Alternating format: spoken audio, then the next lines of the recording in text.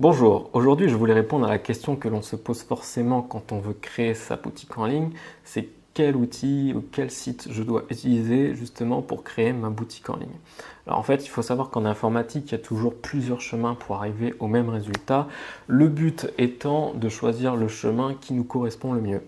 Du coup, avant de créer un site internet, que ce soit un site e-commerce, que ce soit un site vitrine ou un blog, la question qu'il faut se poser, c'est est-ce que je veux ou est-ce que je compte mettre les mains dans le code? Si la réponse est non, parce que le code te fait peur ou parce que le code ne t'intéresse pas, tu vas devoir passer par une plateforme. Une plateforme, c'est quoi? C'est une interface graphique, généralement développée par une entreprise pour les gens qui ne veulent pas faire de technique, mais qui veulent créer un site internet juste en fait en remplissant des formulaires ou en cochant des éléments. Du coup, tu l'auras compris, le gros point positif de passer par une plateforme, c'est qu'il y a peu ou pas de technique et c'est aussi que tout est géré par une même entité, que ce soit l'hébergement, le nom de domaine, les thèmes, la mise à jour du système. Par contre, le point négatif, c'est que tu ne pourras pas personnaliser à 100% ta boutique. Et c'est justement pour ça que c'est intéressant de connaître un peu le code, c'est pour pouvoir complètement personnaliser ton site. Donc du coup, si quand même tu veux t'intéresser au code ou si tu es motivé pour t'intéresser au code, tu as la solution d'utiliser un CMS. CMS, c'est l'acronyme de Content Management System.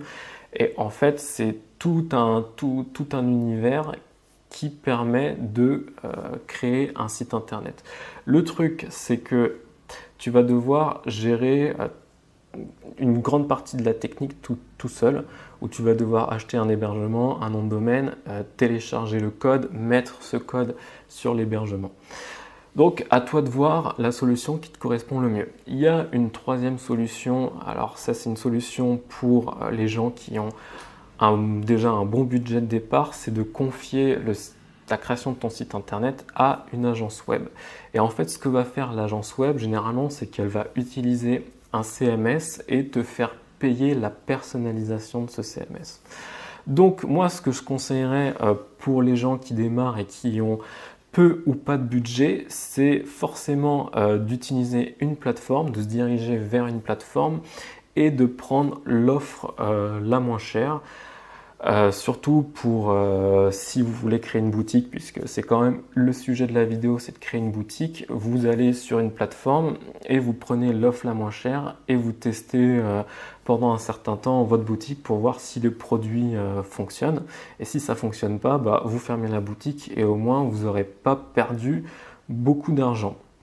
Je vais mettre des liens dans la description, que ce soit des liens vers les plateformes ou des liens vers les CMS.